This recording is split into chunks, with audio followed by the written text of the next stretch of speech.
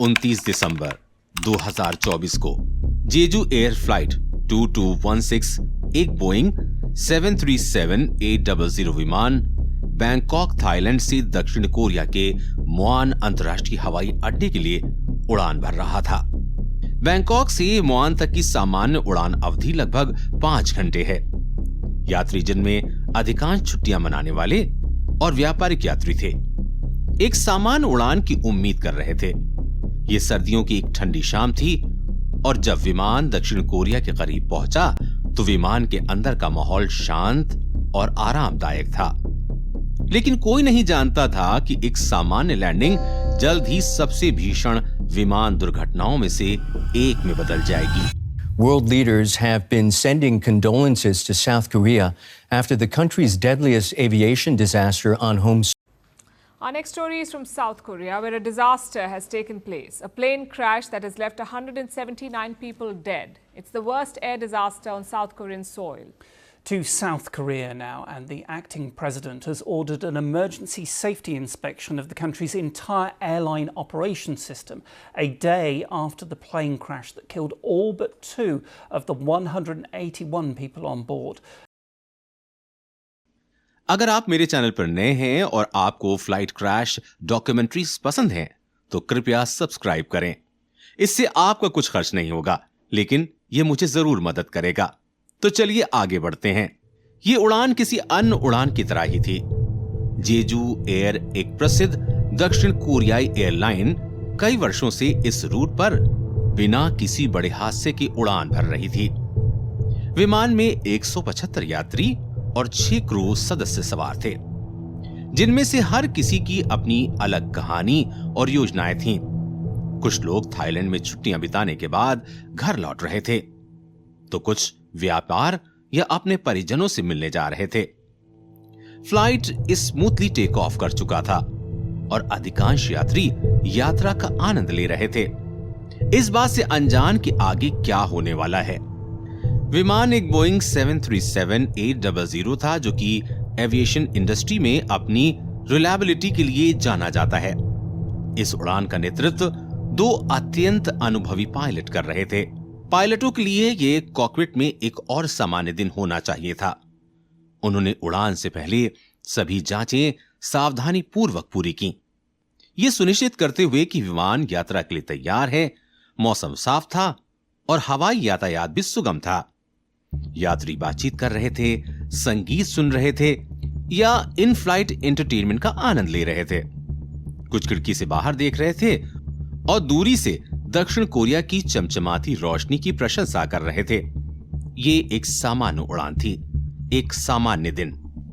उड़ान से पहले क्रू ने कठोर रखरखाव जांच की और सख्त सूचना प्रोटोकॉल का पालन किया। लेकिन कभी-कभी सबसे अच्छी तरह से मेंटेन किया गया विमान भी अप्रत्याशित चुनौतियों का सामना कर सकता है। जब जेजू एयर फ्लाइट 2216 अपने डेस्टिनेशन के करीब पहुंच रही थी, तो एक अनदेखी समस्या अपने आप को उजागर करने की प्रतीक्षा कर रही थी। ये एक ऐसी समस्या थी जो मानव साहस और तकनीकी विशेषज्ञता की सीमाओं को परखने वाली थी।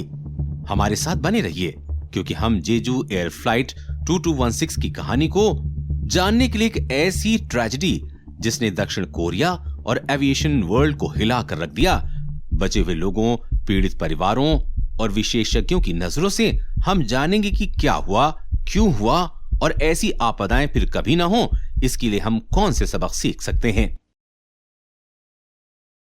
जैसे ही Jeju Air flight 2216 Muan International Airport के करीब पहुंची, सब कुछ सामान्य लग रहा था। यात्री आराम से बैठे थे, बातचीत कर रहे थे या खिड़कियों से बाहर देख रहे थे। लेकिन कॉकपिट में पायलटों ने महसूस किया कि कुछ न कुछ ठीक नहीं था। लैंडिंग से लगभग 15 मिनट पहले कप्तान ने कंट्रोल पैनल पर एक अजीब चेतावनी लाइट देखी। ये लाइट दर्शा रही थी कि लैंडिंग गियर में कोई समस्या है। वो पहिए जो विमान के लैंड करने से पहले बाहर आते हैं, बिना लैंडिंग गियर के विमान को सुरक्षित लैंड कराना बहुत मुश्किल होता। कप्तान और फर्स्ट ऑफिसर ने समस्या को ठीक करने के लिए हर संभव कोशिश की। उन्होंने बटन दबाए और पहियों को बाहर लाने के लिए सुरक्षा प्रक्रियाओं का पालन किया, लेकिन कुछ भी काम नहीं आया। पायलट शांत बने रहे, हालांकि उन्हें पता था कि स्थिति गंभीर है। उन्होंने हवाई अड्डे के कंट्रोल टावर से बात की और मिलकर समाधान खोजने की कोशिश की।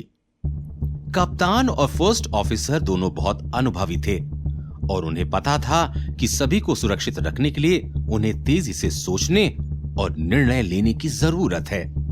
इस बीच कुछ यात्रियों ने अजीब आवाजें सुननी शुरू की। कुछ लोगों ने विमान के नीचे से तेज चरमराहट की आवाजें सुनी। दूसरों को लगा कि विमान असामान्य रूप से हिल रहा है। लोगों ने बेचैनी भरी नजरें एक दूसरे से मिलाईं, लेकिन ज्यादातर को यह नहीं पता था कि समस्या कितनी गंभीर थी। फ्लाइट अटेंडेंट को भी कुछ गलत होने का एहसास हुआ। वो ऊपर नीचे चलने लगे, सीट बेल्ट की जांच करने लगे और ये सुनिश्चित करने लगे कि ऊपर के डिब्बे बंद हैं। उन्होंने यात्रियों को यह नहीं बताया कि क्या हो रहा था। हालांकि वो किसी को डराना नहीं चाहते थे। इसके बजाय वो शांत बने रहे और मुस्कुराते रहे, भले ही वो इमरजेंसी के लिए तैयारी कर रहे थे। बाद में लोगों ने अंदाजा लगाना शुरू किया कि लैंडिंग गियर क्यों काम नहीं कर रहा था। कुछ ने सोचा कि शायद कोई पक्षी विमान से टकरा गया होगा और पहियों को नुकसान पहुंचा होगा। इसे बर्ड स्ट्राइक कहा जाता है और ये कभी कभी विमानों के लिए बड़ी समस्या पैदा कर सकता है। कुछ लोगों ने सोचा कि शायद उड़ान से पहले विमान की सही से जांच नहीं की गई थी, लेकिन किसी को निश्चित रूप से कुछ पता नहीं था। फिर कैप्टन ने एक घोषणा की। उनकी आवाज शांत और स्थिर थी जब उन्होंने कहा कि महिलाओं और सज्जनों, मैं आपका कैप्टन बोल रहा हूं। हमें लैंडिंग गियर में एक छोटी सी समस्या हो रही है। कृपया अपनी सीटों पर बैठे रहें और सीट बेल्ट बांधे रहें और निर्देशों के लिए केबिन क्रू की बात सुने। यात्री चुप हो गए। कुछ लोगों ने अपने परिवार के सदस्यों का हाथ पकड़ लिया, जबकि अन्य प्रार्थना करने लगे। हर कोई शांत रहने की कोशिश कर रहा था, लेकिन डर महसूस न करना मुश्किल था। फ्लाइट अटेंडेंट ने यात्रियों को ब्रेस पोजीशन में कैसे बैठना है ये दिखाया। ये आपातकालीन लैंडिंग के दौरान खुद को सुरक्षित रखने का एक तरीका है। क्रू ने सभी को अपने सिर नीचे रखने और विमान के रुकने तक स्थिर रहने को कहा। हालांकि यात्री घबराए हुए थे, उन्होंने ध्यान से सुना और निर्देशों का पालन किया। कॉकपिट में कैप्टन और फर्स्ट फ्लाइट ऑफिसर ने अपने विकल्पों पर चर्चा की। उन्होंने बेली लैंडिंग करने की कोशिश करने का निर्णय लिया। इसका मतलब है कि पहियों के बिना विमान को उतारना और रनवे पर विमान के निचले हिस्से को घसीटते हुए लैंडिंग करना। यह एक बहुत बड़ा जोखिम भरा कदम है, लेकिन जब लैंडिंग गियर काम नहीं करता है तो कभी कभी यही एकमात्र विकल्प होता है। हालांकि बेली लैंडिंग कभी कभार होती है, लेकिन विमानन इतिहास में पहले भी हो चुकी है। उदाहरण के लिए 2019 में म्यांमार नेशनल एयरलाइंस की एक उड़ान ने तब सुर्खियां बटोरी जब इसके पायलटों ने मांडले अंतर्राष्ट्रीय हवाई अड्डे पर सफलतापूर्वक बेली लैंडिंग की। लैंडिंग गियर खुलने में विफल रहा था, लेकिन क्रू ने कुशलता से विमान को नीचे उतारा और विमान में सवार 89 यात्रियों में से किसी को कोई चोट नहीं आई। इसी तरह 2005 में जेट ब्लू फ्लाइट 292 को एक भयावह चुनौती का सामना करना पड़ा जब उसका फ्रंट लैंडिंग गियर साइडवेज में फंस गया। पायलटों ने विमान को सुरक्षित रूप से लॉस एंजलिस अंतर्राष्ट्रीय हवाई अड्डे पर उतारा और सभी यात्री बिना किसी नुकसान के बाहर निकल गए। हालांकि सभी बेली लैंडिंग अच्छी तरह से नहीं होती। 1999 में कोरियन एयर कार्गो का एक विमान लंदन के स्टैनफोर्ड हवाई अड्डे पर बेली लैंडिंग का प्रयास करते समय नियंत्रण खोने के बाद रनवे से बाहर चला गया। इस हादसे में विमान पूरी तरह से नष्ट हो गया और चालक दल के सदस्यों को चोटें आईं। एक और दुखद घटना 2011 में हुई जब एक LOT पॉलिश एयरलाइंस की फ्लाइट को वारसा में आपातकालीन बेली लैंडिंग करनी पड़ी। हाइड्रोलिक सिस्टम फेल हो गया, जिसके कारण विमान को बहुत खराब लैंडिंग का सामना करना पड़ा और इसमें गंभीर क्षति हुई। हालांकि कोई जान नहीं गई, लेकिन यात्रियों को इस खतरनाक लैंडिंग के और इसके बाद लगी आग ने बुरी तरह हिला दिया। इसलिए बेली लैंडिंग का परिणाम 50-50 हो सकता है। ये सफल भी हो सकता है या आपदा में बदल सकता है, कोई नहीं जानता। तो चलो अपनी स्टोरी में चलते हैं। जैसे ही विमान हवाई अड्डे के करीब पहुंचा, जमीन पर आपातकालीन टीमों ने सबसे बुरे हालात के लिए तैयारी की। फायर ट्रक्स, एम्बुलेंस और बचाव कर्मी रनवे के पास खड़े थे, तैयार थे कि जैसे ही विमान उतरे वो तुरंत मदद कर सकें। जमीन से लोग दूर से विमान की रोशनी को चमकते हुए देख सकते थे। जैसे ही विमान करीब आता गया, हर कोई सांसें रोककर उसे देख रहा था। विमान के अंदर यात्री अपनी आर्मरेस्ट को कसकर पकड़कर टक्कर के लिए तैयार हो गए। केबिन में तनाव भरा हुआ था और समय जैसे ही धीमी गति से चलने लगा था। हर कोई सुरक्षित लैंडिंग की उम्मीद और प्रार्थना कर रहा था, लेकिन किसी को नहीं पता था कि आगे क्या होगा। विमान रात 8:45 पर कोरियाई स्थानीय समयानुसार जमीन पर उतरा। विमान का निचला हिस्सा रनवे से घिसटने लगा, जिससे एक तेज चीखती हुई आवाज पैदा हुई। धातु के रनवे से रगड़ खाने पर चिंगारियां उड़ने लगीं। एक पल के लिए ऐसा लगा कि लैंडिंग सफल हो सकती है, लेकिन फिर विमान एक तरफ मुड़ने लगा। पायलटों ने उसे नियंत्रित करने की कोशिश की, लेकिन स्पीड बहुत ज्यादा थी। विमान रनवे से फिसलकर एक कंक्रीट की दीवार से टकरा गया। टक्कर इतनी जोरदार थी कि इससे एक भयानक विस्फोट हुआ। आग तेजी से विमान में फैल गई, जिसे ईंधन टैंक ने और भड़काया। घने काले धुएं ने चारों ओर हवा को भर दिया, जिससे देखना और सांस लेना मुश्किल हो गया। बचाव दल मलबे की ओर दौड़े, लेकिन आग बहुत तेज फैल रही थी और बेहद भयानक थी। यह हादसा विनाशकारी था। कई यात्री अंदर फंसे रह गए और बाहर निकलने में असमर्थ थे। विमान में सवार 181 लोगों में केवल 2 ही जीवित बच सके, एक 34 वर्षीय फ्लाइट अटेंडेंट और एक 28 वर्षीय महिला यात्री। फ्लाइट अटेंडेंट को गंभीर जलन और चोटें आईं, जबकि महिला यात्री को इमरजेंसी एग्जिट के पास बैठी थी, टक्कर के दौरान मलबे से बाहर फेंक दी गई। उन्हें बचाव दल ने बेहोश लेकिन जीवित पाया। आज दोनों बचे हुए लोग गंभीर हालत में हैं, लेकिन दक्षिण कोरिया के एक अस्पताल में गहन चिकित्सा प्राप्त कर रहे हैं। जेजू एयर फ्लाइट 2216 के दुर्घटनाग्रस्त होने के बाद मोआन हवाई अड्डे पर सभी घरेलू और अंतर्राष्ट्रीय उड़ानें रद्द कर दी गईं। पीड़ितों के परिवार गहरे दुख में डूब गए। कई लोग अपने प्रियजनों की खबर पाने की आशा में हवाई अड्डों और अस्पतालों में एकत्र हुए। अनिश्चितता असहनीय थी, क्योंकि वो उम्मीद थामे वे सबसे बुरा डर मन में लिए इंतजार कर रहे थे। दक्षिण कोरिया की सरकार ने पीड़ित परिवारों की मदद के लिए तेजी से सहायता केंद्र स्थापित किया।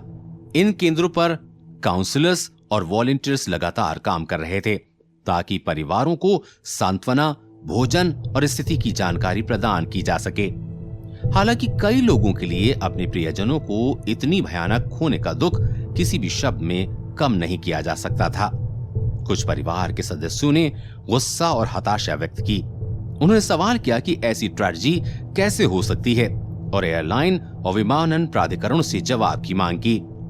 एक पिता, जिनकी आवाज भावनाओं में से कांप रही थी, ने पूछा, इस विमान को उड़ान भरने की अनुमति ही क्यों दी गई? उन्होंने कहा कि हमें सच्चाई जाननी होगी। परिवार के लिए अपने प्रियजनों को खोने का दर्द जीवन भर रहेगा, लेकिन वो इस उम्मीद को थामे हुए हैं कि जांच से जवाब मिलेंगे और ऐसी त्रासदी को फिर से होने से रोकने के लिए बदलाव किए जाएं। सरकार ने पीड़ितों को सम्मानित करने के लिए तुरंत राष्ट्रीय शोक अवधि की घोषणा की। देश भर में झंडे आधे झुका दिए गए और सार्वजनिक स्थानों पर गंभीर संगीत गूंजने लगा, जबकि नागरिकों ने अपनी श्रद्धांजलि अर्पित की। शहरों और कस्बों में मोमबत्ती जलाकर श्रद्धांजलि सभाओं का आयोजन किया गया। लोग पार्कों में, सरकारी इमारतों के बाहर और जेजू एयर के मुख्यालय के पास इकट्ठा हुए, जहां उन्होंने मोमबत्तियां जलाकर और प्रार्थनाएं करते हुए अपने जीवन गंवाने वालों को याद किया। कई लोग फूल और हाथ में लिखे नोट लेकर आए, जिनमें उन्होंने शोक संतप्त परिवारों के प्रति संवेदनाएं व्यक्त की और उनके लिए आशा भरे संदेश साझा किए। जनता के दुख और आक्रोश के जवाब में दक्षिण कोरिया के कार्यवाहक राष्ट्रपति ने देश को संबोधित किया। उन्होंने दुर्घटना की गहन जांच का वादा किया और विमानन सुरक्षा नियमों को सख्त बनाने का संकल्प लिया। उन्होंने भावुक स्वर में कहा, हम यह सुनिश्चित करने के लिए अपनी पूरी शक्ति लगाएंगे कि ऐसा फिर कभी ना हो। जांचकर्ताओं ने तुरंत जवाब खोजने का काम शुरू कर दिया। दक्षिण कोरिया की विमानन प्राधिकरण जेजू एयर और अंतर्राष्ट्रीय विशेषज्ञों की टीमें सबूत जुटाने के लिए मौके पर पहुंची। विमान का मलबा जो बुरी तरह से क्षतिग्रस्त था, उड़ान के दौरान हुई गड़बड़ी के महत्वपूर्ण सुराग अपने भीतर समेटे हुए था। पहली थ्योरी में यह सुझाव दिया गया कि लैंडिंग गियर की खराबी का कारण बर्ड स्ट्राइक हो सकता है। बर्ड स्ट्राइक तब होती है जब पक्षी विमानों से टकरा जाते हैं, जिसमें अक्सर इंजन, पंखा या अन्य महत्वपूर्ण हिस्से क्षतिग्रस्त हो जाते हैं। जांचकर्ताओं ने विमान के शरीर पर पक्षियों के पंख या अवशेष के निशान खोजने की कोशिश की, लेकिन अब तक बर्ड स्ट्राइक का कोई स्पष्ट सबूत नहीं मिला है। एक अन्य संभावित कारण मैकेनिकल खराबी हो सकता है। रिकॉर्ड से पता चला कि विमान 15 साल से अधिक पुराना था और इसका उपयोग अक्सर छोटी दूरी की उड़ानों के लिए किया गया था। इस तरह का संचालन विमान के विभिन्न हिस्सों, विशेष रूप से लैंडिंग गियर पर अतिरिक्त दबाव डालता है। विशेषज्ञों का मानना है कि बार बार उपयोग के कारण हुआ घिसाव और टूट-फूट महत्वपूर्ण हिस्सों को कमजोर कर सकता है। अब रखरखाव के लॉग्स को ये देखने के लिए ध्यानपूर्वक जांचा जा रहा है कि कहीं कोई निरीक्षण या मरम्मत तो नहीं छूट गई थी, लेकिन कोई निश्चित रूप से नहीं जानता कि लैंडिंग गियर की खराबी का कारण क्या था और क्यों पूरा फ्रंट और बैक लैंडिंग गियर बाहर नहीं आ पाया। जेजू एयर फ्लाइट 2216 की दुर्घटना केवल दक्षिण कोरिया के लिए ही नहीं, बल्कि पूरे विमानन उद्योग के लिए एक चेतावनी थी। इसने दिखाया कि कैसे छोटी छोटी तकनीकी खामियां यदि अनदेखी की जाएं तो विनाशकारी परिणामों का कारण बन सकती हैं। लेकिन नुकसान के सबसे अंधकारमय क्षणों से भी हमेशा कुछ न कुछ सबक सीखा जा सकता है। सबसे महत्वपूर्ण सबकों में से एक ये है कि विशेष रूप से पुराने विमानों के लिए अधिक मेंटेनेंस एंड इंस्पेक्शन प्रोटोकॉल की आवश्यकता है। बजट एयरलाइंस के बेड़े में शामिल विमानों की तरह जो बार बार उड़ाए जाते हैं, उनकी सुरक्षा सुनिश्चित करने के लिए अतिरिक्त देखभाल और ध्यान की आवश्यकता होती है।